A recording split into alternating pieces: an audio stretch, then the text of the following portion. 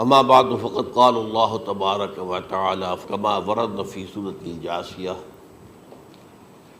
اعوذ باللہ من الشیطان الرجیم بسم اللہ الرحمن الرحیم وَإِنَّهُ لَعِلْمٌ لِلسَّاعَةِ فَلَا تَمْتَرُنَّ بِهَا وَاتَّبِعُونِي هَذَا صِرَاطٌ مُسْتَقِيمٌ صدق اللہ العظیم۔ رب اشرح لی صدری ویسر لی امری واحلل عقدۃ من لسانی یفقہوا قولی۔ اللہم ربنا الہمنا رشدنا واعذنا من شرور انفسنا۔ اللہم ارنا الحق حقا وارزقنا اتباعہ وارنا الباطل باطلا وارزقنا اجتنابہ، آمین یا رب العالمین۔ قادیانیت سے متعلق ایک بحث کا آغاز ہو گیا تھا، کیونکہ ہمارے علم میں یہ آیا تھا کہ قادیانیوں نے خاص طور پر ماڈل ٹاؤن کو اپنا ایک مرکز اور اپنا اڈا بنانے کا فیصلہ کیا، اور اس کا ہمیں تجربہ بھی حاصل ہو گیا۔ کچھ نوجوان اہل سنت کے نوجوان میرے پاس آئے تھے اور انہوں نے میری توجہ اس طرح منعطف کرائی کہ یہاں پر یہ اپنی جمعے کی نماز کے لیے اوپن گراؤنڈ استعمال کر رہے ہیں اور اس میں لگا لیتے ہیں پارٹیشن وغیرہ، اور بڑی یوں سمجھیے کہ بڑی مہم کے ساتھ دونوں طرف کی سڑکیں بند کر کے، اور جو بھی لوگ مسافر ہیں انہیں بھی دعوت دیتے ہیں کہ آئیں یہاں جمعہ پڑھیں، اور بعض لوگ مغالطے میں وہاں جمعہ پڑھ لیتے ہیں۔ تو اس کے حوالے سے انہوں نے کوشش کی کہ کچھ نہ کچھ اس سلسلے میں، کیونکہ انہوں نے مجھے لا کر قانون دکھایا۔ پاکستان میں جو قانون نافذ ہے وہ یہ ہے، چاہے یہ کہ وہ نافذ نہیں ہے بالفعل، لیکن ہے قانون کی کتاب میں تو موجود ہے کہ قادیانی اپنے کوئی جو بھی ان کے نزدیک بھی ان کے مذہبی شاعر ہیں، ان کو مسلمانوں کی شکل میں برملا علی الاعلان ادا نہیں کر سکتے، کیونکہ وہ تو دھوکہ دینی بات ہو گئی کہ لوگ سمجھیں گے یہ مسلمان ہی ہیں۔ اب جب انہیں، آپ کو معلوم ہے کہ ہماری پوری جو مرکزی اسمبلی تھی، نیشنل اسمبلی، اس کے فیصلے کے تحت قرار دیا گیا بالاتفاق کہ قادیانی غیر مسلم ہے، دائرہ اسلام سے خارج ہے۔ یہ تو فیصلہ ہوا پارلیمنٹ کا اس بڑے پیمانے، بعد میں پھر ضیاء الحق صاحب کے زمانے میں یہ تو ہوا تھا، آپ کو معلوم ہے بھٹو کے زمانے میں، تو ضیاء الحق صاحب کے زمانے میں اسی کی گویا کہ فردر سٹیپ کے طور پر یہ بات طے کی گئی اور قانون بنا دیا گیا کہ وہ اپنی مسجد کو مسجد نہیں کہہ سکتے اور مسجد کی صورت پر نہیں بنا سکتے کہ گزرنے والے کو یہ خیال ہو کہ یہ مسجد ہے۔ اسی طرح وہ اگر کوئی اسلامی شاعر کا ارتکاب کریں گے علی الاعلان تو بھی یہ قابل تعزیر ہے، جرم ہے۔ وہ اپنے کئی احاطوں کے اندر، اپنے گھروں کے اندر جو چاہیں کریں، لیکن کھلے میدان میں آ کر جو شاعر اسلامی بہرحال ان لوگوں نے سب کچھ اڈاپٹ تو کر رکھا ہے۔ سب سے بڑی بات تو وہ ہے کہ انہوں نے ایک جھوٹے نبی کا اقرار کیا ہے کہ وہ نبی ہے، اس نے ہمارے درمیان فصیل ہائی کر دی ہے۔ اب جو اس کو مانتے ہیں ان کے نزدیک ہم کافر ہیں۔ آپ کو معلوم ہے کہ یہ میں بیان کر چکا ہوں کہ حالانکہ قائد اعظم کا کتنا بڑا احسان تھا کہ چودھری ظفر اللہ خان کو انہوں نے فارن منسٹر بنایا پاکستان کا، لیکن جب ان کا انتقال ہوا ہے قائد اعظم کا تو اس کی جنازے کی نماز میں شریک نہیں ہوا، وہ شخص موجود رہا۔ جو دوسرے ممالک کے سفراء آئے ہوئے تھے، ظاہر بات ہے وہ مسلمان تو نہیں تھے، کوئی عیسائی تھے یا کوئی اور تھے، ہندو تھے، بدھ تھے، جو بھی تھے۔ اب چونکہ قائد اعظم کا انتقال تھا ایک مملکت کے صدر کا، تو وہ لوگ سبھی موجود تھے، لیکن ظاہر ہے کہ وہ نماز میں شریک نہیں ہوئے، وہ مسلمان تو نہیں تھے۔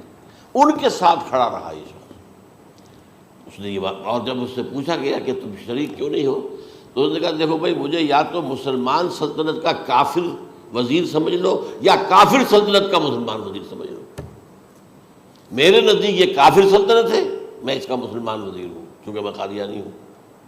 اب تمہارے نزدیک یہ اسلامی مملکت ہے تو میں کافر ہوں، پھر میں اس کی نماز کیسے پڑھوں؟ تو بہرحال ان چیزوں کی وجہ سے جو دھوکہ دینے والا معاملہ ہو گیا، ورنہ کوئی اور لوگ ہوں یہاں پہ، ہمیں ان سے تعارض نہیں ہے۔ عیسائی بھی ہیں، اپنی تبلیغ کرتے ہیں، کوئی خلاف ان کے رد عمل نہیں ہوتا، الا یہ کہ کہیں یہ واقعہ پیش آ جائے یا کوئی یعنی خام خواہ کو شوشہ کوئی شرارتی لوگ اٹھا دیں کہ انہوں نے قرآن کی یہ جو ہے بے حرمتی کی ہے، تو یہ تو پھر تحقیق سے معلوم ہو سکتا ہے کہ واقعہ کی تھی کہ نہیں کی تھی۔ لیکن ایک وقت میں جو اس پر تو ان کا احتجاج ہوتا ہے، لیکن یہ کہ ان کے جو ہے چرچ ہے ان کی ساری اور تبلیغ ان کی ہو رہی ہے اور بڑھ بھی رہی ہے تعداد ان کی، لیکن اس کے خلاف کوئی رد عمل تو ہمارے یہاں نہیں ہے۔ تو یہ ہے اصل میں وہ بات۔ تو اس پر جو گفتگو شروع ہوئی تھی میں آج اس کی تکمیل کرنے جا رہا ہوں۔ حضرت عیسیٰ علیہ السلام کی دوبارہ آمد کا تعلق ہے، اس کے ضمن میں قرآن مجید میں جو نص قطعی ہے وہ نص قطعی یہ ہے اِنَّهُ لَعِلْمٌ لِلسَّاعَةِ فَلَا تَمْتَرُنَّ بِهَا۔ حضرت عیسیٰ کا ذکر ہوا ہے سورہ جاسیہ میں، اور وہاں فرمایا گیا ہے کہ یہ عیسیٰ کا دوبارہ آنا قیامت کی علامت ہوگا، یعنی کہ اب قیامت بالکل قریب آ گئی ہے۔ اِنَّهُ لَعِلْمٌ لِلسَّاعَةِ، علم حاصل ہوگا ان کی دوبارہ آمد پر کہ اب قیامت جو ہے وہ سر پر آ گئی ہے۔ اچھا، اس کے ایک اور جو ہے ذرا بالواسطہ دلائل جو قرآن مجید میں آئے ہیں، ایک ان میں سے یہ ہے کہ سورہ آل عمران میں جہاں حضرت مریم کو بشارت دے رہا تھا فرشتہ کہ آپ کے ہاں ایک بیٹا ہوگا، وہ بڑی حیران تھی کہ میرے ہاں کیسے بیٹا ہو جائے گا، ماں کو تو بغیہ، میں تو کوئی بدکار عورت تو نہیں ہوں، نہ میری کوئی شادی ہوئی ہے ابھی۔ تو اس میں جو باتیں بیان کی تھی فرشتے نے، وہ جو بیٹا ہوگا اس کی کیا شان ہوگی، اس میں یہ الفاظ بھی آتے ہیں وَيُكَلِّمُ النَّاسَ فِي الْمَهْدِ وَكَهْلًا، وہ باتیں کرے گا، لوگوں سے گفتگو کرے گا جبکہ وہ پنگھوڑے میں ہوگا، بچہ ہوگا، گود میں ہوگا، اور کہل کے وقت، کہل کہتے ہیں جب آدمی عمر میں جو ہے 40-45 کا کسی بھی اوپر ہو جائے، آپ پہلے طفل کہتے ہیں پھر جوان کہتے ہیں، عربی زبان میں شاب کا لفظ آتا ہے، بہت جوان، بڑی اچھی صحت میں ہے، اس کے بعد پھر ظاہر بات ہے ڈلوان شروع ہوتی ہے، یہ کہل ہے۔ جب بڑھاپے کے آثار شروع ہوتے ہیں، بال سفید ہونے شروع ہوتے ہیں، تو یہ کہل، قبول۔ اب سوال یہ ہے اس گھوڑے میں بات کر دیں، یہ تو معجزہ ہے، لہذا اس کا ذکر یہاں پر مناسب ہے۔ یہ بڑے ہو کر بات کرنے کی کیا ضرورت تھی کہنے کی، وہ تو سبھی کرتے ہیں انسان، یہ اسی لیے کہ معلوم ہو کہ کہولت بھی انہیں آئے گی یار، حالانکہ آپ کو معلوم ہے سب مانتے ہیں، عیسائی بھی مانتے ہیں، سب مانتے ہیں، 33 برس کی عمر میں انہیں اٹھا لیا گیا، اس دور میں تو کہولت آئی نہیں، اس لیے قرآن ذکر کر رہا ہے۔ اور یہ بات جو ہے دوسری مرتبہ آئی ہے یہ سورہ المائدہ میں آیت نمبر 110 وَتُكَلِّمُ النَّاسَ فِي الْمَهْدِ وَكَهْلًا، صرف یہ ضمیر کا فرق ہے، وَيُكَلِّمُ النَّاسَ فِي الْمَهْدِ وَكَهْلًا، اور وَتُكَلِّمُ النَّاسَ فِي الْمَهْدِ وَكَهْلًا یہ ہے جب قیامت کے دن اللہ تعالیٰ حضرت عیسیٰ سے سوال کریں گے، اے عیسیٰ ابن مریم، کیا تم نے میری اجازت سے اور میری تائید سے یہ معجزے نہیں دکھائے، یہ معجزے نہیں دکھائے، میں نے تم پر یہ فضل نہیں کیا؟ اور یہ گویا کہ بالواسطہ عیسیٰ کے ماننے والوں سے خطاب ہے کہ اللہ تعالیٰ کے کتنے بڑے بڑے احسان ہوئے، اور اسی میں تم بات کرتے تھے لوگوں سے پنگھوڑے کے اندر بھی اور کہولت کی عمر میں بھی، تو یہ کہولت کی عمر کب آئی؟ حضرت عیسیٰ علیہ السلام، تو اس کے بغیر تو ممکن ہی نہیں ہے کہ وہ دوبارہ دنیا میں آئیں، پھر ان کے اوپر وہ عمر آئے اور اس عمر کے اندر بھی وہ بات کریں گے۔ تو یہ میرے نزدیک قرآن مجید کے اندر دلائل ہیں اس چیز کے کہ حضرت عیسیٰ علیہ السلام کی دوبارہ جو ہے آمد ہوگی۔ اب اس ضمن میں چاہتا ہوں کہ آج خاص طور پر جو الساعہ کی اور جو علامتیں قرآن میں آئی ہیں، یہ ضمنی مضمون ہو جائے گا، لیکن بہرحال یہ بھی ایک معلوماتی مضمون ہے کہ ایک تو یہ قیامت کی بڑی نشانیوں میں سے حضرت عیسیٰ کا دوبارہ آنا، اور کیا کیا جو ہے باتیں بیان ہوئی ہیں وہ ذرا غور سے سن لیجیے۔ پہلی بات میں نے ہلکا سا حوالہ دیا تھا، ہم تو ایک لفظ قیامت بولتے ہیں، وہ قیامت جو ہے اتنا ہمارے نزدیک جامع لفظ ہے کہ جس میں وہ بھی جو زلزلۃ الساعہ آئے گا وہ بھی ہے، پھر جو نفخ روح نفخ ساق ہوگا وہ بھی ہے، لیکن قرآن مجید سے معلوم ہوتا ہے کہ یہ الساعہ ہے، وہ گھڑی جس دن کے یہاں قیامت برپا ہوگی، زلزلہ آئے گا، شدید ترین حالات آئیں گے، فوری طور پر تمام انسان مر نہیں جائیں گے۔ جو ہے اس کا نقشہ جو کھینچا گیا ہے، یا ایھا الناس اتقوا ربکم ان زلزلۃ الساعۃ شیء عظیم یوم ترونھا تذہل کل مرضعۃ عما ارضعت وتضع کل ذات حمل حملھا وتری الناس سکارى وما هم بسکارى ولکن عذاب اللہ شدید۔ اے لوگوں ڈرو، اللہ کا تقوی اختیار کرو، اس لیے کہ قیامت کا زلزلہ بہت سخت شے ہے، بہت بھاری شے ہے۔ ان زلزلۃ الساعۃ شیء عظیم، جب پہاڑ چل رہے ہوں گے اور جو ہے انسان جو ہیں گے وہ جس طرح پروانے ہوتے ہیں، پتنگے ہوتے ہیں، ایسے اڑ رہے ہوں گے انسان، اور اس میں یہ بھی حال ہوگا کہ لوگ جو ہے ہر جو دودھ پلانے والی ہے وہ اپنے بچے کو بھول جائے گی۔ ظاہر بات ہے کہ اپنی پڑی ہوئی ہے مصیبت، حالانکہ سب سے زیادہ محبوب ترین شے دنیا میں اس سے اونچی محبت نہیں ہو سکتی جو ماں کو اپنے دودھ پیتے بچے سے ہوتی ہے، انہیں بھول جائے۔ تذہب کل مرضعۃ عما ارضعت، اور تمہیں ایسا محسوس ہوگا کہ لوگ کسی نشے کی کیفیت میں ہیں، یعنی وہ بدحواش ہیں، بدحواس ہو گئے، لیکن یہ کہ وما ہم بسکارى، اور وہ مدہوش نہیں ہوں گے، ولکن عذاب اللہ شدید۔ تو یہ ہے زلزلۃ الساعہ، وہ ایک خاص وقت جو ہے، ایک خاص گھڑی جس میں کہ یہ ہونا ہے۔ اس کے علاوہ قرآن مجید میں القارعہ، القارعہ والقارعہ وما ادراک ما القارعہ، یوم یکون الناس کالفراش المبثوث وتکون الجبال کالعہن المنفوش۔ اب یہ کیا ہے؟ یہ نقشہ قیامت، یہ الساعہ، القارعہ الساعہ۔ اسی کے ساتھ قرآن میں آتا ہے الواقعہ، اذا وقعت الواقعۃ لیس لوقعتها کاذبہ، تو یہ خافضۃ رافضہ، یہ الفاظ سورہ واقعہ میں ہے۔ اسی طریقے سے اور جو ہے الحاقہ، ما الحاقہ وما ادراک ما الحاقہ، یہ تمام جو الفاظ قرآن مجید میں آئے ہیں یہ آئے ہیں الساعہ کے لیے، قیامت کے لیے نہیں۔ قیامت میں بعد میں بتاؤں گا آپ کو۔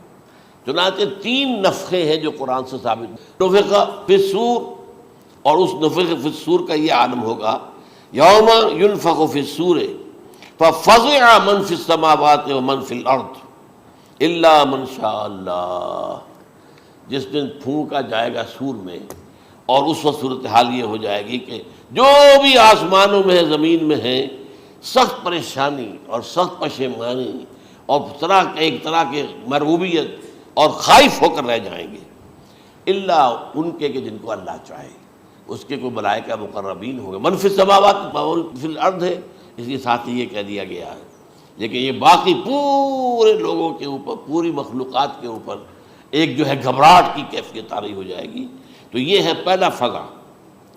دوسرا فضا کیا ہے؟ فضا صعق، صعق کہتے ہیں آدمی کا بے ہوش ہو جانا۔ یہ دوسری مرتبہ جب سور پھونکا جائے گا، وَنُفِخَ فِي الصُّورِ فَصَعِقَ مَن فِي السَّمَاوَاتِ وَمَن فِي الْأَرْضِ إِلَّا مَا شَاءَ اللَّهُ، یہ ہے کہ اس کے بعد وہ سب کے اوپر موت طاری ہو جائے گی۔ یہ دوسرے سور پھونکے جانے کے بعد ہے۔ پھر ثُمَّ نُفِخَ فِيهِ أُخْرَى، پھر ایک مرتبہ اور پھونک ماری جائے گی، یہ تیسرا ہو رہا ہے۔ فَإِذَا هُمْ قِيَامٌ يَنظُرُونَ، تو اچانک سب کے سب کھڑے ہوں گے اللہ کی طرف دیکھتے ہوئے۔ اب یہ جو ہے یہ ہے یوم القیامہ، قام یقوم قیامتاً، کھڑا ہونا، کیونکہ اس دن یوم یقوم الناس لرب العالمین، جس دن کے تمام انسان جو ہے کھڑے ہو جائیں گے اپنے رب کے حضور میں، جس کا نقشہ کھینچا گیا ہے اذا دکت الارض دکا دکا وجاء ربک والملک صفا صفا۔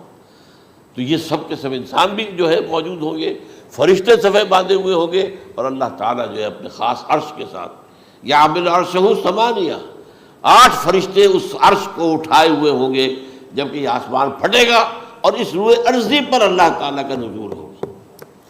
یہ جو ہے ہمارا یوم القیامہ یہاں ہے، یوم القیامہ ہی میں جو فیصلے ہونے یہاں ہونے، قصہ زمین برسر زمین، جو نیکیاں تم نے یہاں کمائی ہیں یا جو بدیاں تم نے یہاں جن کا ارتکاب کیا کا فیصلہ یہاں ہوگا۔ اس کے بعد واللہ عالم کچھ اور بھی چیزیں ہیں، لیکن یہ کہ وہ سب عام طور پر لوگوں کے علم میں نہیں ہے۔ میں نہیں چاہتا کہ خام خواہ کسی نئی بات سے کوئی جو ہے ذہنوں کے اندر کوئی ایک تشکیک پیدا ہو جائے اور شبہات پیدا ہو جائے، لیکن یہ چیزیں جو میں نے آپ سرچ کی از قرآن ثابت ہے، اسی زمین پر اترنا ہے۔ وجاء ربک والملک صفا صفا، یہ سب کے سب آئیں گے، اور ملائکہ، اور اس کے علاوہ جو ہے دوسرے مقامات پر جس کا نقشہ کھینچا گیا ہے سورۃ الحاقہ ہی کے اندر ہے۔ اللہ کا عرش جو ہے 8 فرشتے اٹھائے ہوئے نیچے اتریں گے۔ تو یہ تمام چیزیں قرآن مجید میں مذکور ہیں، اور یوم القیامہ یہی ہوگا، لیکن وہ ہے یوم القیامہ۔ ہم قیامت کہتے ہیں اس کو جس کو قرآن کہتا ہے الساعہ، الزلزلہ، الحاقہ، القارعہ، الواقعہ، یہ ہے در حقیقت جو پہلا معاملہ ہے کہ اس کے اندر جو ہے فضا ہو جائے۔ اب دیکھیے جو علامات قیامت احادیث میں آئی ہیں وہ میں آج آپ کو سنا رہا ہوں۔ ان کو دو حصوں میں تقسیم کیا جاتا ہے، علامات صغریٰ، علامات کبریٰ۔ چھوٹی نشانیاں جو درجہ بدرجہ درجہ بدرجہ درجہ بدرجہ حاضر سامنے آئیں گے۔ ایک ہے بالکل قیامت سے متصل قبل بڑے جو خرق عادت واقعات ہوں گے وہ آئیں گے۔ اچھا، پہلی چیز کے سلسلے میں حضرت انس رضی اللہ تعالیٰ عنہ سے یہ مروی ہے اور یہ حدیث متفق علیہ ہے۔ پہلی علامت حضور نے بیان کی قیامت کی علامات میں سے، اب میں لفظ قیامت اسی معنی میں بول رہا ہوں جس میں کہ ہم عام طور پر بولتے ہیں۔ آپ نے فرمایا علم اٹھا لیا جائے گا، جہالت کا دورہ ہوگا۔ اب یہ کون سا علم اٹھایا جائے گا؟ سائنس کا علم نہیں، دین کا علم۔ آج تو ساری قدر و قیمت جو ہے جس کے لیے دوڑتے ہیں لوگ، لاکھوں روپے کی فیسیں دے کر ایم بی اے ہو رہے ہیں، یہ جو ہے اکاؤنٹنسی کا پاس کر رہے ہیں، یہ سی اے کر لیا ہے، یہ کوئی اور جو ہے فزکس میں کوئی کیمسٹری میں ڈاکٹریٹ کر لی ہے، ڈاکٹر بن گئے تو کیا ہی کہہ رہے ہیں۔ اس لیے کہ بڑی چیز جو پاکستان سے ایکسپورٹ ہوتی ہے وہ ڈاکٹر ہیں۔ جو اتنے بڑے پیمانے پر جو کالج کھلے ہوئے ہیں، 3 لاکھ روپے ایک سال کی فیس، 5 لاکھ روپے ایک سال کی فیس، یہ کیوں لیتے ہیں اور کیوں لوگ دیتے ہیں؟ کہ موقع مل جاتا ہے ایم بی بی ایس کر کے۔ امریکہ کے اندر بھی ڈیمانڈ ہے، ان کے ہاں ڈاکٹر جو ہیں جتنے ہونے چاہیے نہیں ہے، لہذا اور بھی بہت سی جگہوں پر ڈیمانڈ ہے۔ تو جس چیز کی مارکیٹ میں ڈیمانڈ ہے وہ علم ہے۔ آج علم کمپیوٹر کا علم ہے یہ، حالانکہ ان میں سے کسی کے اوپر لفظ علم کا اطلاق میرے نزدیک غلط ہے، جہالت ہے۔ علم وہ ہے جو ذہن کو جلا دے، جو سوچ کو جلا دے، روشنی پیدا کرے، دماغی روشنی، وسعت دے، انسان کے فکر کو وسعت دے، اس کے ذہنی جو ہے جو افق ہے اس کو وسیع کرے۔ علم تو وہ ہے جو حقیقت کے کیا علم بھی اس سے عطا فرمائے۔ قرآن ہے، حدیث ہے، باقی اور چیزیں جو اس سلسلے میں آ سکتی ہیں وہ ہے کہ جو قرآن اور حدیث کی سمجھنے میں مومن ہوں اور زیادہ جو ہے اس کے تک فہم کو آسان کر دیں۔ لیکن یہ کہ فرمایا علم اٹھا لیا جائے گا، جہالت کو فروغ ہوگا۔ ظاہر بات ہے ایک ہی بات ہوئی ہے۔ دوسرے نمبر پہ یہ کہ جہالت کو فروغ ہوگا۔ نمبر 3 زنا کثرت سے ہوگا۔ نمبر 4 شراب نوشی عام ہو جائے گی۔ نمبر 5 عورتوں کی تعداد بہت زیادہ ہو جائے گی، مردوں کی تعداد کم ہو جائے گی، یہاں تک کہ 50 عورتوں کا خیر خبر کرنے والا، کوئی نگرانی کرنے والا، وہ ایک مرد۔ اچھا، یہ تو ہے ایک حدیث جو میں نے آپ کو بیان کر دی، متفق علیہ، یہ بخاری اور مسلم دونوں میں ہے۔ دوسری حدیث بخاری کی ہے، اس کو حضرت ابو ہریرہ رضی اللہ تعالیٰ عنہ نے روایت فرمایا ہے، قیامت آئے گی جب امانت ضائع ہو جائے گی۔ آج ہمارے ہاں امانت کے ضائع ہونے کا جو نقشہ ہے شاید پوری دنیا میں کہیں اور نہیں۔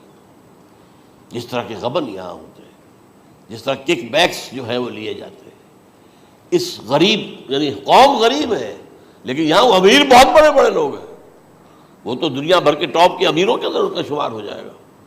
لیکن یہ کہ یہ سب امیر کیسے بنے؟ غبن بلین آف ڈالرز کا، اب تو اس سے کم کی تو بات ہی نہیں ہوتی۔ فلاں نے اتنے بلین جو ہے پیسے اپنا جو ہے قرضہ معاف کرا لیا۔ بھائی کس نے کیا، کون کرتا ہے معاف؟ یہ کسی کے باپ کی جاگیر ہے؟ یہ پیسہ بینک کے اندر حکومت کا ہے کہ حکومت کو اختیار ہو کے وہ رائٹ آف کر دے ان کے جو ہے ان کی جائیدادیں کرو ضبط۔ لیکن ہوتا کیا ہے، بینک آفیسر بے ایمان ہے، وہ کہتا تھا 1 کروڑ کا قرضہ لے جاؤ، 10 لاکھ مجھے دے جاؤ، چاہے تم میرے پاس کوئی ڈاکومنٹ جو ہے ایسے نہیں دے سکتے، حالانکہ ہونا چاہیے کہ اتنا بڑا قرضہ لے رہے ہو تو ڈاکومنٹس یہاں پر ہمارے سامنے لاؤ کہ اگر تم نہ دے سکو تو ہم ان ڈاکومنٹس کے ذریعے سے تمہاری جائیداد، تمہاری کوئی جاگیر، تمہاری کوئی اور چیز اس کو قبضہ کریں۔ جب وہ وقت آتا ہے دیکھتے ہیں تو یہ ڈاکومنٹس ہی فیک ہیں۔ اللہ اللہ خرچ کیا کرے گا کوئی؟ بینک کا باپ بھی واپس نہیں لے سکتا۔ اور یہ سب کس کی بے ایمانی ہے؟ وہ جو بیٹھا ہوا بینک مینیجر، سارا سودا اس کے ماں باپ ہوتا ہے، کہ 1 کروڑ ہے نا، 10 لاکھ مجھے دو، 90 تم لے جاؤ، باقی یہ کہ ٹھیک ہے میں تمہارے جو ڈاکومنٹس تم پیش کر رہے اس میں کوئی اعتراض نہیں کرتا، بس جاؤ۔ اور نمبر 2، حکومت نااہلوں کے سپرد ہو جائے گی۔ یہ ہے امام بخاری کی روایت کردہ روایت جو حضرت ابو ہریرہ سے۔ مسلم شریف میں ابو ہریرہ رضی اللہ تعالیٰ عنہ سے ایک اور روایت ہے، مال عام ہو جائے گا یہاں تک کہ زکوٰۃ قبول کرنے والا کوئی نہ ہوگا۔ یہ بات وہ ہے جو آج سعودی عرب اور UAE کے اندر آپ کثرت سے دیکھ سکتے ہیں۔ دولت جو ہے وہ ریل پیل، ابھی تھوڑا سا آیا ہے معاملہ خاص طور پر دبئی میں، کیونکہ وہاں بہت زیادہ کنسٹرکشن ہو رہی تھی، تو پوری دنیا میں آپ کو معلوم ہے کہ جو ریئل اسٹیٹ کہلاتا ہے اس کا حال بہت پتلا ہے، لیکن وہاں کے دولت ریل پیل ہے ہر جگہ پر۔ اور سب سے اہم متفق علیہ روایت، متفق علیہ کیا، وہ تو حضرت عمر سے بھی مروی ہے، ابن عمر سے بھی مروی ہے، ابن عباس سے بھی مروی ہے، ابو ہریرہ سے بھی مروی ہے، عبداللہ ابن مسعود سے بھی مروی ہے رضی اللہ تعالیٰ عنہ اجمعین۔ اور یہ وہ حدیث ہے جسے کہا جائے حدیث جبرائیل، جسے ام السنہ بھی کہا گیا۔ اس میں جو آخری سوال کیا حضرت جبرائیل نے حضور سے، چوتھا، پہلا یہ تھا کہ اسلام کیا ہے مجھے بتائیے، ایمان کیا ہے، اس کی حقیقت کیا ہے یہ مجھے بتائیے، تیسرا احسان کیا ہے یہ بتائیے، چوتھا یہ کہ قیامت کے بارے میں بتائیے کب ہوگی۔ حضور نے فرمایا کہ اس کے بارے میں جس سے سوال کیا جا رہا ہے وہ اس سے زیادہ نہیں جانتا جو کہ سوال کر رہا ہے۔ اب اس کے کئی مفہوم ہو سکتے ہیں کہ بہرحال یا تو حضرت، چونکہ بعد میں معلوم ہوا کہ حضور نے پہچانا نہیں کہ یہ جبرائیل ہے، بلکہ جب سوال جواب ہو کر وہ چلا گیا شخص تو اچانک حضور کے ساتھ ذرا ردو ہو ہی لیا، ذرا بلانا اس کو دوبارہ لانا۔ اب جو دیکھا کہ یہ وجود ہی نہیں اس کا، آسمان نے اس کو چکھ لیا، زمین نے نگل لیا، کیا ہوا ہے؟ پھر آپ نے یہ جبرائیل تھے جو تمہیں تمہارا دین سکھانے آئے تھے، جبکہ تم سوال نہیں کر رہے ہو۔ یہ بڑے بیسک کوسچن تھے، اس لیے کہ دنیا کے ہمارا نظام اسلام پر ہے، ایمان پر نہیں ہے، اس لیے کہ ایمان کو ویریفائی کر ہی نہیں سکتے۔ کیسے پتہ ہوگا اس میں ایمان ہے یا نہیں ہے؟ کوئی آلہ نہیں ہے، کوئی الیکٹروکارڈیوگرام ابھی تک ایسا نہیں ہے، کوئی جو ہے اور جو طریقے چل رہے ہیں وہ تو ان کے ذریعے سے یہ تو نہیں معلوم ہو سکتا ایمان ہے کہ نہیں۔ لہذا یہاں کا سارا نظام اسلام پر ہے، شہادت اللہ الہ الا اللہ وان محمد رسول اللہ، پھر ایک نظام بنا دیا، وہ اقام الصلاۃ و ایتاء الزکوٰۃ و صوم رمضان و حج البیت۔ اس میں بھی یہ ہے کہ اگر کوئی نماز کو نہیں مانتا تو کافر ہوگا، لیکن نماز پڑھتا نہیں ہے تو کافر نہیں ہے، فاسق ہے، فاجر ہے، گناہ گار ہے، کمزور مسلمان ہے۔ اس طرح زکوٰۃ کا منکر ہو جائے گا تو وہ کافر ہوگا، لیکن زکوٰۃ دے نہیں رہا ہے تو یہ گویا کہ گناہ گاری ہے، کمزوری ہے۔ تو اس حوالے سے نوٹ کر لیجئے کہ یہاں کا دنیا کا سارا اسلامی نظام اور سارا کانسٹیٹیوشنل اور لیگل سسٹم جو ہے اسلام کا، وہ اقرار باللسان پر ہے، ایمان ہے وہ کہ جس کی بنیاد پر وہاں فیصلے ہوں گے۔ یہاں کوئی شخص مسلمانوں کا بڑا لیڈر ہے، بڑا علامہ ہے، بڑی اس کی قدر و منزلت ہے، اس کے ہاتھ چومے جا رہے ہیں، پاؤں چومے جا رہے ہیں، ہو سکتا ہے وہاں کہا جائے دفع ہو جاؤ، تمہارے دل میں ایمان نہیں تھا، تم نے یہ سب کچھ کیا تھا اس لیے کہ کہا جائے کہ بڑے عالم ہو، اور یہ کہا جا چکا، فقط قیل، اب یہاں کچھ نہیں ہے تمہارے پاس۔ پھر فرشتوں کو حکم ہوگا کہ اس کو گھسیٹتے ہوئے جہنم میں ڈال دیں۔ 3 باتیں بیان کی آپ نے، یہی حشر اس کا ہوگا مالدار کا، اللہ پوچھے گا میں نے تمہیں بہت مال دیا، تم نے کیا کیا؟ وہ کچھ گنوانا شروع کرے گا، اللہ فرمائے گا جھوٹ بول رہا، قذبت، تم نے یہ خیرات و صدقات اس لیے کیے تھے کہ تمہاری سخاوت کے ڈنکے بج جائے، تعریفیں کی جائے، وہ کی جا چکی ہے، دنیا میں ڈنکا بج گیا، یہاں کچھ نہیں ہوا، وہ نیت دل میں کچھ اور تھی تمہارے۔ میں لیس البر ان تولوا وجوہکم والا قرآن مجید کا سبق ہمارا منتخب نصاب کا نمبر 2 بڑی تفصیل سے بیان کیا۔ یہی معاملہ ہوگا اس عالم کا، اللہ فرمائے گا میں نے تمہیں علم دیا، تم نے، وہ کہے گا میں نے علم پھیلایا لوگوں میں ہدایت کی، جھوٹ بول رہے ہیں، تم نے تو صرف اس لیے کیا تھا، تمہاری نیت یہ تھی کہ بڑا عالم شخص ہے، بڑا فاضل شخص ہے، تو یہ سب کہا جا چکا۔ تو وہاں کا معاملہ جو ہے وہ اسلام پر نہیں ہے، یا آپ دکھائیں گے دیکھیے یہ میرا آئیڈینٹی کارڈ، اس پہ اسلام میرا مذہب لکھا ہوا ہے، یا یہ میرا پاسپورٹ ہے، آئیڈینٹیفیکیشن کے لیے دنیا میں عام طور پر یہ چیزیں ہوتی ہیں، کوئی تعلق نہیں۔ آخرت کا معاملہ کسی اور شے پر ہے، وہ تو ایمان دل میں ہے، اور تمہارے تمام جو حرکات ہیں، اعمال ہیں، ان سب کے اندر جب تک کہ اصل جو قوت متحرکہ ہے وہ اللہ کی محبت نہ بن جائے. اخلاص للہ وحب اللہ للہ. اور یہ کہ یہ تمام چیزیں جیسا کہ فرمایا، ایک حدیث بڑی پیاری ہے، ایمان کی تکمیل کی علامت کیا ہے؟ فرمایا من احب للہ وابغض للہ ومنع للہ واعطى للہ فقد استکمل الایمان. جس شخص کے نے محبت جس سے بھی کی، اللہ کے لیے کی، اپنے مفادات کے لیے نہیں، رشتہ داری کی بنیاد پر نہیں. محبت اوپر ہو جائے، رشتہ دار کا حق ہے دو، بیوی کے حقوق ہیں دو، لیکن محبت یہ اللہ کے لیے ہو کہ فلاں شخص سے مجھے محبت اللہ کے لیے. اور اگر نفرت رکھی تو اللہ کی وجہ سے رکھی، اس لیے رکھی کہ وہ اللہ کے دین سے دور ہے، وہ اللہ کے راستے پر نہیں آ رہا ہے، وہ فسق و فجور کی جو ہے زندگی کو آ رہا. اس میں بھی یہ ہے کہ یہ نہیں ہے تعلق قطع کر لو، تعلق قطع کرو گے تو تبلیغ اور اصلاح کا موقع کہاں رہے گا، لیکن دلی محبت نہیں ہوگی اس میں. تو اگر محبت ہے تو اللہ کے لیے، اور نفرت ہے تو اللہ کے لیے.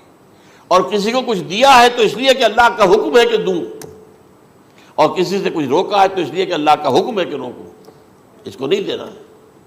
فقد استکمل الایمان، تو اس شخص نے ایمان کی تکمیل کر لی. یہ ہے اصل جو ڈیسائیڈنگ فیکٹر ہے، وہ یہ ہے. اور اس ایمان کی پہلی علامت کیا ہے؟ کیسے معلوم ہو میرے اندر ایمان ہے؟ پہلی علامت سب سے کم تر درجے کا ایمان، اس میں فرمایا گیا اذا اساءت کا سیئۃ وحسنت کا حسنۃ فانت مومن. اگر کوئی اچھا کام کر کے خوشی ہو اور کوئی برا کام ہو جائے تو ملامت ہو، یہ کیا کر بیٹھا، یہ میں نے کیا کیا ہے، یہ مجھے نہیں کرنا چاہیے تھا. یہ اگر احساس ہے نیکی اور بدی کا تو تمہارے اندر ایمان ہے. یہ ایمان ہے ادنا درجے کا. اور وہ ایمان من احب للہ ہے وابغض للہ ہے واعطى للہ ہے ومنع للہ فقد استکمل الایمان. اچھا، یہ جو متفق علیہ حدیث ہے جو حضرت جبرائیل کی ہے، اس میں پھر انہوں نے کہا کہ اچھا اگر آپ مجھے یہ کب ہوگی قیامت نہیں بتا سکتے تو اس کی کچھ علامتیں بتائیے. یہ بڑی عظیم تر، کیونکہ یہ تو تمام احادیث کے اندر میں نے عرض کیا نا کہ سب سے زیادہ صحابہ سے منقول ہے. اور آپ نے فرمایا کہ جب لونڈی اپنی مالکہ کو جنے گی اور تم دیکھو گے کہ ننگے بدن ننگے پیر بھوکے ننگے بھیڑوں اور بکریوں کو چرانے والے اونچی سے اونچی عمارتیں بنانے میں ایک دوسرے کا مقابلہ کریں گے.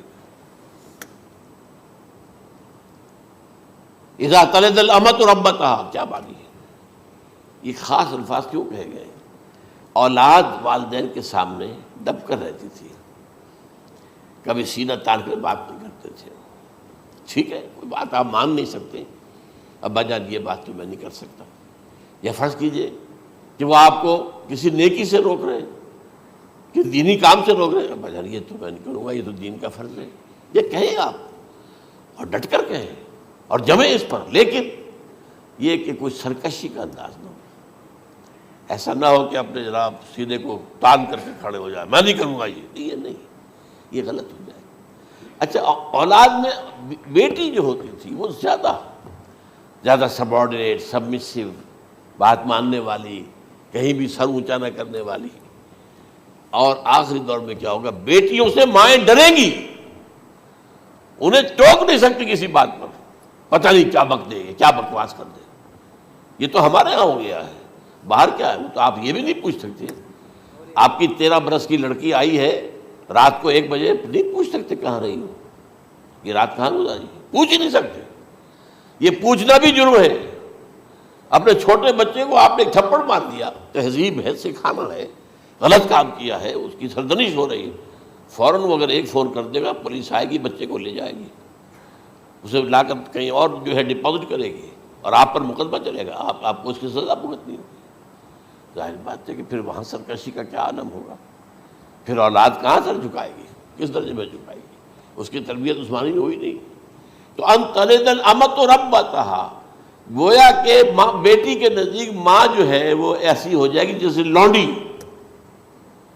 گویا کہ لونڈی نے ایک اپنی مالکہ کو جنم دیا ہے، بیٹی مالکہ بن جائے گی اور ماں جو ہے لونڈی بن جائے گی، اور دولت کی ریل پیل کا ابھرتا دکان، یہ جو بھوکے ننگے اور مفلس، کیا حال تھا 100 برس پہلے، انہیں کھانے کو کچھ نہیں ملتا تھا۔ یہ مشرقی ساحل پر تھے، یہ سوائے یہ کہ مچھلیاں پکڑ لی، اللہ خیر اللہ وہ کھا لی، یا کہیں ان کو بیچ دیا، کوئی بنڈی لگ گئی، بنڈی لگ جاتی تھی وہاں، اور کیا تھا۔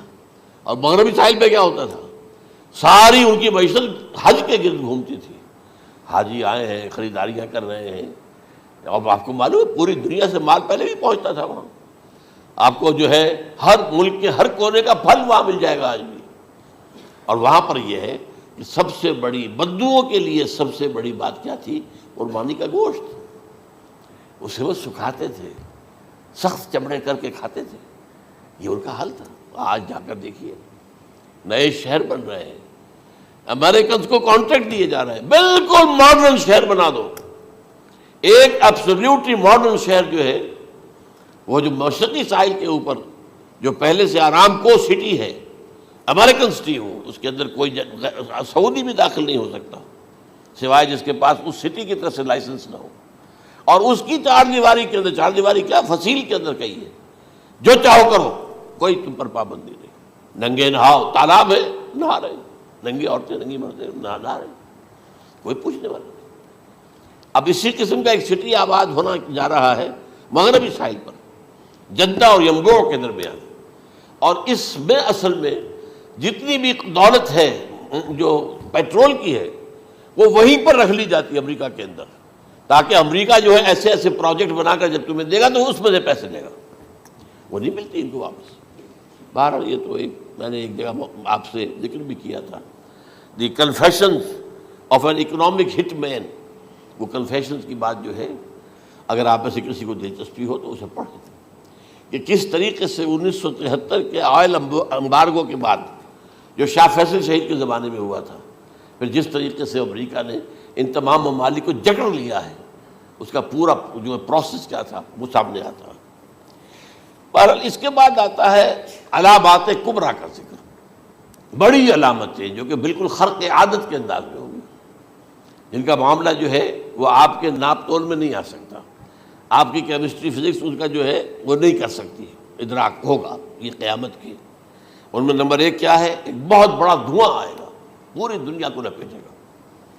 نمبر 2 دجال کا ظہور ہوگا، جو اپنی خدائی کا دعویٰ لے کر آئے گا اور بنوائے گا، اس کے ہاتھ میں ہو جائیں گے، قبضے میں ہو جائیں گے سارے ذرائع پیداوار کے، اس کی طرف بھی پہلا قدم اٹھ چکا ہو، ٹرپس کے نام سے معاہدہ ہو چکا ہے، کوئی ملک اپنا بیج پیدا نہیں کر سکتا، یہ بیج ہم نے ڈیولپ کیے ہیں، ان کے ڈیولپمنٹ سے پہلے تم ایک ایکڑ سے کتنی گندم لیتے تھے، آج کتنی لے رہے ہو، کس بنا پر؟ جینیٹکس کا جو کام ہم نے کیا ہے اس کی بنا پر ہو رہا، ہاں تو ہمارا حق ہے، اس کی رائلٹی ہمارے پاس آنی چاہیے، لہذا صرف ان اداروں سے ملٹی نیشنل سے خریدا جائے گا بیج، اور بیج بھی وہ دیں گے وہ کہ جس سے جو فصل اگے گی وہ بیج نہیں لا سکتی، وہ بیج کا کام نہیں کر سکتی۔ جیسے آپ کو معلوم ہے کہ آپ کے ہاں جو گوشت کھایا جاتا ہے مرغے کا، تو مرغا وہ جو ہے اس میں مرغا ہو یا مرغی ہو، اس کے اندر کوئی وہ کیفیت ہی نہیں ہے،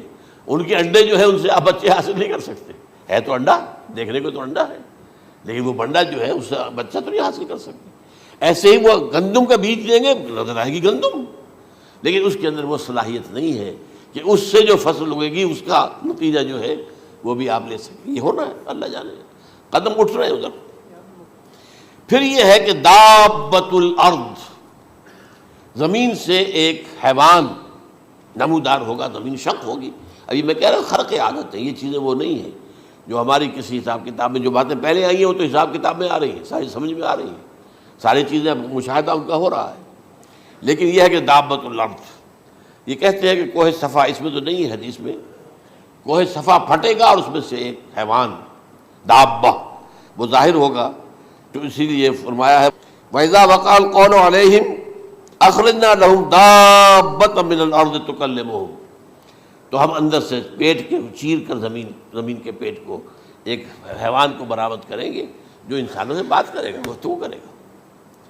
نمبر 4 طلوع الشمس من المغرب، یہ بھی خرق عادت، سورج تو طلوع ہوتا ہے مشرق سے، غروب ہوتا ہے مغرب میں، لیکن اس وقت معاملہ الٹا ہو جائے، یعنی جو کائنات کے اندر جو گڑبڑ ہوگی کچھ سمجھ میں بات آتی ہے کہ یہ معاملہ جو ہے، یہ تو اس پورے سولر سسٹم کو اگر بدل دیتے ہیں تو مشرق مغرب ہو جانا، مغرب مشرق ہو جانا، یہ سمجھ میں آنے والی بات ہے۔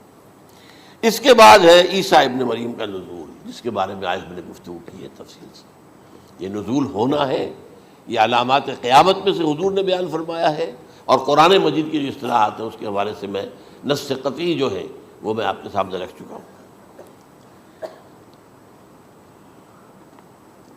پھر یاجوج ماجوج کا ایک معاملہ ہے، یہ میں ابھی اس وقت زیادہ اس پر بات نہیں کر سکتا۔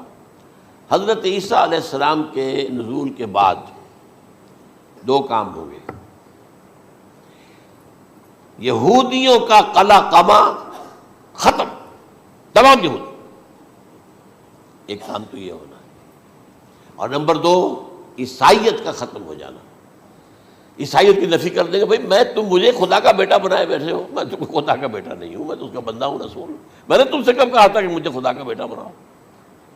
نمبر 2 یہ کہ وہ خنزیر کو قتل کر دیں گے، یعنی یہ تم نے خنزیر کب سے کھانا شروع کر دیا، میں تو تم کو نکاح اجازت دے کر گیا تھا، یہ تو شریعت موسوی میں حرام تھا، اور میں کہہ کر گیا تھا کہ یہی شریعت تم پر لاگو رہے گی، ہاؤ کم تم نے کیسے یہ؟ آج بھی بہت سے رومن کیتھولکس جو ہے وہ سور نہیں کھاتے، وہ اس میں ہے ان کے اندر کچھ نہ کچھ بعض جو ہے جو حضرت عیسیٰ کی تعلیمات کا کچھ اثر ان کے ہاں ہے۔ میں تو ایک مرتبہ، یہ 1971 کی بات ہے، 4-5 دن کے لیے برسلز میں رکا تھا، اس لیے کہ وہاں مجھے ایک صاحب نے خط لکھا تھا کہ وہاں ایک نوجوان ہے، ابھی اس ایمان لایا ہے، اور اس کے کچھ مسائل ہیں، ہم کوشش کر رہے ہیں ان کے مسائل حل کریں، آپ بھی جا رہے ہیں۔ میں انگلینڈ جا رہا تھا تو واپسی پر آپ ان کے یہاں چند دن ٹھہرے، میں حیران ہوا، ویسے اس نے مجھے اپنے گھر ٹھہرایا نہیں، اس لیے کہ ماں باپ تو اس کے کرسچن تھے، اور پولیس کا چیف آفیسر اس کا باپ تھا، چیف آف پولیس فورس۔ اس نے مجھ سے 1 دن کھانے پہ بلایا، میں سے ہوٹل میں ٹھہرایا مجھے، اس نے کہا آپ اطمینان سے یہاں کھانا کھائیں، اس گھر میں نہ آج تک کوئی شراب کی بوند آئی ہے اور نہ ہی کوئی بوٹی آئی ہے سور کی۔ رومن کیتھولکس، اب اکلوتا بیٹا تھا یہ، عبدالعزیز اس نے بعد میں نام رکھا، وان کینٹر اس کا نام تھا جو کہ اوریجنل تھا، پھر اس نے نام رکھا عبدالعزیز وان کینٹر، پرانا نام بھی بہرحال رکھا۔ نہایت خوبصورت، 28 سال کی عمر تھی، اور اس وقت میں نے دیکھا تھا کہ اس کی فقہی معلومات جو ہے میری معلومات سے 10 گنا زیادہ۔ اس کی وجہ کیا ہے؟ وہ گیا تھا موراکو میں ایز اے ٹیچر ملازمت کرنے، پیسہ کمانے، وہاں وہ مسلمانوں سے اس کا ہوا ربط ضبط ہوا، اسلام کی تعلیمات سامنے آئی، اسلام لے آیا، اب اکلوتا بیٹا ہے، اور ماں باپ جو ہے کرسچن کیتھولکس۔ جب وہاں سے واپس آیا تو پھر کہتے ہیں کہ ہمارے درمیان ایک معاہدہ ہے، وی آر لیونگ ٹوگیدر، لیکن یہ معاہدہ ہے ہم مذہب پہ بات نہیں کریں گے، بس باقی جو بھی ہے وہ ساتھ رہ رہے ہیں۔ لیکن میں حیران ہوا، مجھے معلوم نہیں تھا۔ اچھا، اس کے بعد اس نے جب اسلام کا فیصلہ کیا تو اس کے سامنے سوال آیا کون سی فقہ اختیار کروں، تو اس نے بڑی جو ہے تھورو اسٹڈی کی ہے تمام فقہوں کی، کمپیریٹو اسٹڈی، ان کو کرنے کے بعد پھر فائنل فیصلہ اس کا یہ تھا کہ حنبلی فقہ میں اختیار کروں گا۔ 4 فقہوں میں سب سے لیٹسٹ حنبلی ہے، یعنی حنفی نمبر 1، پھر مالکی نمبر 2، پھر اس کے بعد شافعی نمبر 3، پھر یہ امام احمد ابن حنبل ہے۔ اور امام احمد ابن حنبل کے زمانے تک احادیث بہت بڑے پیمانے پر جمع ہو چکی تھی، جبکہ ابھی حضرت امام ابو حنیفہ کے زمانے میں کوئی اتنا زیادہ جو ہے حدیث کا بھی ذخیرہ نہیں بنا تھا۔ اسی پر تو لوگ حیران ہوتے ہیں کہ زیادہ حدیث امام ابو حنیفہ کے علم میں نہیں تھی، لیکن مجال ہے کہ ان کا کوئی فتویٰ جو ہے کتاب و حدیث کے، کتاب اور سنت کے خلاف ہو، اگرچہ انہوں نے صاف کہا کہ اگر تم پاؤ کوئی ایسی سچی حدیث، پختہ حدیث جو میری کسی رائے کے خلاف ہو تو میری رائے کو دیوار پر دے مارنا اور اس صحیح حدیث کی پیروی کرنا۔ لیکن ویسے اس کے بعد یہ کمال یہ ہے کہ بہت ہی کوئی شاذ معاملہ ہے کہ جس میں ان کا کوئی فتویٰ وہ کتاب و سنت کے منافی ہو یا سنت کے منافی ہو۔ کتاب پہ تو سوال پیدا نہیں ہوتا، کتاب تو ساری ان کے سامنے موجود تھی۔ اس کے بعد یہ ہے کہ یاجوج ماجوج، اصل میں بتا رہا تھا آپ کو کہ جب عیسائیت بھی ختم ہو گئی، یہود ویسے ختم ہو گئے، استیصال ہو گیا، جڑ کٹ گئی، اب عیسائیت گویا کہ اسلام میں ضم ہو گئی، عیسائیت مذہب ختم، یہودی خود ختم، اب یہ طاقت کتنی ہو جائے گی؟ تقریباً 2/3 دنیا آ گئی، تمام اب عیسائی 2 ارب کے قریب ہیں، 1 ارب 90 کروڑ ہوں گے، یا مسلمان بھی 1 کروڑ 50-60 لاکھ ہیں، دونوں کو جوڑ لیجیے کتنے ہو گئے؟ 6 ارب کل آبادی ہے۔ لیکن اس کے بعد آتا ہے یاجوج ماجوج کا خروج۔ یہ یاجوج ماجوج میرے نزدیک چائنا اور رشیا ہے، ان کی مجموعی طاقت اتنی ہوگی، اور یہ اس طرح آئیں گے ہر اونچائی پر سے اترتے ہوئے، پھسلتے ہوئے، جیسے 1962 میں جب وار ہوئی تھی بٹوین چائنا اینڈ انڈیا 1962 میں، تو وہ اس وقت کا نقشہ مجھے آج بھی اخبارات میں پڑھتا تھا تو یاد، waves after waves of Chinese soldiers were coming down the slopes of Himalayas۔ یہ تو وہ ہے نا جن کی تعداد کا کوئی حساب نہیں ہے، اور رشیا اور یہ مل کر جو ہے، میرا اندازہ یہ ہے کہ جب پہلے ملحمۃ العظمیٰ ہوگی وہ عیسائیوں اور مسلمانوں کے درمیان، اس وقت یہ دونوں پاورز نیوٹرل رہیں گی، لیکن غالباً یہ بات طے کر لیں گی کہ ویپنز آف ورلڈ جو ہے ماس ڈسٹرکشن، یہ استعمال مت کرنا، اگر یہ ویپنز آف ماس ڈسٹرکشن استعمال کرو گے تو ہم میدان میں آ جائیں گے۔ اس میں وہ جنگ جب ہو چکے گی، پھر حضرت عیسیٰ کو فتح حاصل ہو جائے گی، اور پھر یہ کہ یہودیت ختم ہو جائے گی، عیسائیت بطور مذہب ختم ہو کر اسلام میں ضم ہو جائے گا، پھر وہ 40 برس کا عہد حکومت ہے حضرت عیسیٰ علیہ السلام۔ لیکن جب یہ فتح ہو جائے گی ان پر، اب یاجوج ماجوج آئیں گے، اور اتنی تعداد میں آئیں گے کہ بحیرہ طبریہ جو ہے اس کا سارا پانی پی جائیں گے۔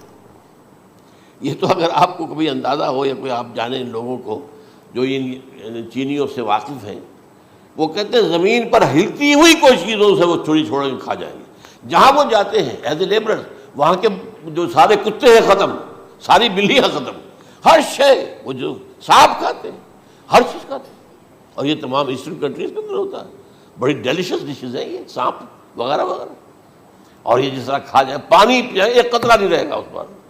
تو پھر جو ہے اللہ تعالیٰ اس وقت جو ہے اس میں ایک ایسی بیماری پیدا کرے گا، یہ سب مر جائے، یہ معجزے سے ہوگا، یعنی ان کے اوپر فتح جو ہے وہ عام لڑائی کے ذریعے سے نہیں ہوگی، بلکہ اس کے اوپر فتح جو ہوگی وہ اللہ تعالیٰ سے ہوگی، ایک بیماری پیدا ہوگی، سب مر جائیں گے، اور اس کے بعد اللہ تعالیٰ ایسے پرندے بھیجے گا بڑی لمبی لمبی گردنوں والے، وہ ان سب کو کھا جائیں گے، جیسے ہمارے ہاں گدھ ہوتے ہیں، وہ ان کو صاف کر دیں گے۔ ورنہ تو یہ ہے کہ پوری دنیا کے اندر جو بدبو اور جو پیدا ہوتا معاملہ اس سے، تو اس نوع انسانی کی بقا ممکن نہیں تھی۔ ان کے خاتمے کے بعد پھر یہ ہوگا کہ حکومت اسلامی جو ہے پوری دنیا میں حضرت مسیح علیہ السلام کی ہوگی، 45 برس وہ رہیں گے، اسی میں وہ کہلن بھی آ جائے گا، وہ فی المہد و کہلن جو میں نے شروع میں بیان کیا تھا، اسی میں پھر یہ ہے کہ وہ شادی بھی کریں گے، ان کی اولاد بھی ہوگی، اور پھر ان کا انتقال ہوگا تو حضرت حضور صلی اللہ علیہ وسلم کے حجرے میں، وہیں پر جہاں حضور اور ابو بکر اور عمر رضی اللہ تعالیٰ عنہم دفن ہیں، وہیں پہ ان کو دفن کیا جائے گا، اور قیامت کے دن حضور فرماتے ہیں کہ میں اور یہ تینوں ساتھ نکلیں گے۔ تو یہ ہے والات و واقعات۔ بہرحال اس میں یہ ہے کہ یہ نوٹ کر لیجئے کہ جہاں تک ہمارے ہاں آج کل کا معاملہ ہے، میرے نزدیک میں یہ کہنے پر مجبور ہوں، جو رفع و نزول مسیح کو نہیں مانتا وہ کم سے کم منکر حدیث ضرور ہے، میں اس سے کم کا فتویٰ نہیں دے سکتا۔ اب یہ ہے کہ جو لوگ مہدی کو نہیں مانتے ان کا معاملہ میں مختلف سمجھتا ہوں، چند منٹ لے رہا ہوں آپ کے، اور اس لیے کہ ان کی حدیثیں صحیحین میں نہیں ہیں، بخاری مسلم میں نہیں، اور یہ کہ بہرحال ان کا معاملہ جو ہے وہ ایسا نہیں ہے حضرت عیسیٰ کا۔ حضرت عیسیٰ کے آنے کا جو کچھ ہوگا وہ تو میں نے آپ کے سامنے بیان کر دیا، لیکن یہ ہے کہ حضرت مہدی ہمارے نزدیک اس میں خرق عادت کوئی ہے ہی نہیں، جیسے ہر صدی کے مجدد ہوتے ہیں، آخری صدی کے مجدد وہ ہوں گے، اور میرے نزدیک یہی آخری صدی ہے، اور اسی میں حضرت مہدی کا ظہور ہو جانا۔ سعودی عرب میں کوئی خانہ جنگی ہوگی کسی بادشاہ کے انتقال پر، اور پھر اس وقت یہ ظاہر ہوں گے، اس وقت ملک کے حالات کو سنبھالنے کے لیے لوگ ان کو زبردستی نکالیں گے، چھپے ہوئے ہوں گے ایک گھر میں، یہ حضرت ام سلمہ رضی اللہ تعالی عنہ کی روایت ہے کہ ایک بادشاہ کے انتقال پر یہ خانہ جنگی ہو جائے گی اور ایک شخص مدینے سے بھاگ کر مکے میں چھپ جائے گا.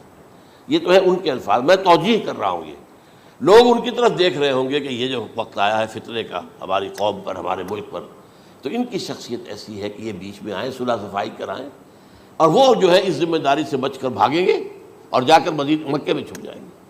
پھر لوگ انہیں تلاش کر کے نکالیں گے اور زبردستی ان کے ہاتھ پر بیعت کریں گے، ورنہ وہ اتنے بڑے منصب کو. اور پھر یہ بھی ہے، ایک حدیث میں آتا ہے یصلحُ فی لیلۃ واحدہ، ایک رات میں ان کی مکمل اصلاح کر دیں گے.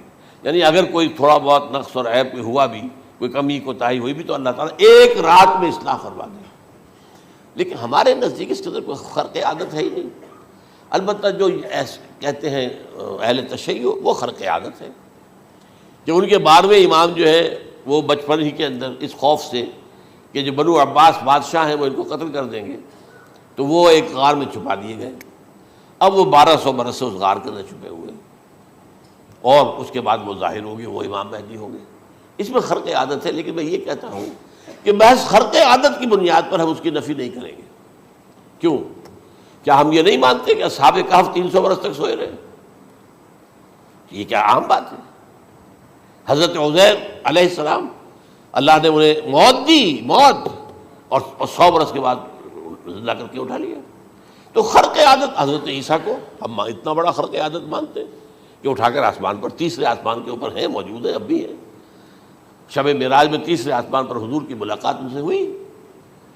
تو یہ خرق عادت کی بنیاد پر نفی نہیں ہم کرتے. ہو سکتا ہے، لیکن یہ کہ اس کے لیے ہمارے پاس کوئی دلیل نہیں، کوئی احادیث نہیں، کچھ نہیں، اس لیے ہم اس کو نہیں مانتے. البتہ خود وجود جو ہے حضرت مہدی کا، وہ کوئی عجیب بات نہیں ہے. وہ تو جیسے پہلے بھی آئے ہیں ہمارے مجددین، ایسے مجدد ہوں گے اور دین کو تازہ کر دیں گے. ایک صحیح اسلامی ریاست جو ہے وہ عرب میں قائم ہو جائے گی دوبارہ. حضور نے فرمایا وہ عدل اور انصاف سے عرب کو اسی طرح بھر دے گا جیسے کہ وہ اس سے پہلے ظلم اور جور اور زیادتیوں کے سے بھری ہوئی ہوگی. تو یہ کام ہوگا، یہ تو مجدد کا کام ہوتا ہی ہے اس حوالے سے. لیکن بہرحال میں نے پھر بھی کہا کہ اگر احادیث کی کمزوری کی وجہ سے کہ صحیح عین میں نہیں ہے، اگر کوئی شخص انکار کرے تو مجھے کوئی اعتراض نہیں ہے، ٹھیک ہے. لیکن جو حضرت عیسیٰ کے نفع سماوی اور حضرت عیسیٰ کے نزول کا انکار کرتا ہے، وہ کم سے کم، میں انہیں اور آگے کوئی فتویٰ نہیں دیتا کہ وہ کافر ہو گئے یا یہ ہو گئے یا وہ ہو گئے، لیکن منکر حدیث کے لائن میں تو وہ لازمت کھڑے ہو گئے، کیونکہ اتنی واضح اور پکی حدیثیں ہیں حضرت مسیح کے نزول کی، اور علامات قیامت میں جس طرح ان کا ذکر آتا ہے کہ اس سے انکار جو ہے وہ جب تک آپ پوری حدیث کے ذخیرے کا انکار نہ کریں اس وقت تک ممکن نہیں ہے. اقول قولی ھذا واستغفر اللہ لی ولکم ولسائر